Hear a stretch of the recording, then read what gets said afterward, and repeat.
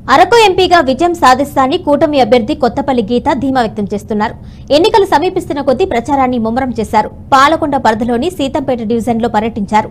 సిలగాం, మల్లి, కూసమి గ్రామాల్లో ఓటర్లను కలిశారు. కమలం పువ్వు గుర్తుకు ఓటు వేసి గెలిపించాలని కోరారు. ప్రచారంలో భాగంగా కొడిస పంచాయతీలోని జమ్మడగూడ గ్రామంలో 5 గ్రామాల చర్చ్ పాస్టర్లు, పలు గ్రామాల సర్పంచ్లు, ఎంపీపీలతో సమావేశం నిర్వహించారు. వైసీపీ రాష్ట్రాన్ని నాశనం చేసిందని ఆరోపించారు. నాసిరకం మద్యం సరఫరా వల్ల 35 లక్షల మంది అనారోగ్యం పాలయ్యారని వివరించారు. ఇలాంటి పరిపాలన కొనసాగిస్తే మున్ముందు మరిన్ని కష్టాలు వస్తాయని హెచ్చరించారు. కూటమి ప్రభుత్వం రాగానే అక్రమార్కులు, గంజాయి గ్యాంగ్పై ఉక్కుపాదం మోపుతామని భరోసా కల్పించారు.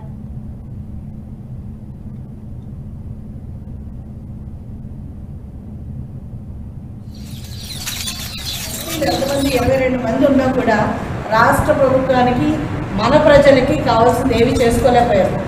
ఏంటంటే కేంద్ర ప్రభుత్వంలో ఎంపీల బాధ్యత ఏంటంటే అమ్మా మనకున్న సమస్యలు అక్కడ తెలియచెప్పి దాని మీద పరిష్కారం తెచ్చుకోవాలి. అలాంటిది తెలియచెప్పే వాళ్ళే లేనప్పుడు, అసలు ఆ సమస్యలు తెలుసుకోవడానికి ఎంపీ అన్న వాళ్ళు అర్థమే చేసుకోలేనప్పుడు ఇంకా సమస్యలు అక్కడేం చెప్తారు, దానికి పరిష్కారం ఏమొస్తుంది మనకి? మీరు ఒక్కటే అర్థం చేసుకోండి అమ్మా. ఈరోజు నరేంద్ర మోదీ గారు 24 గంటల్లో 21 గంట ప్రజల కోసం కష్టపడుతున్నారు.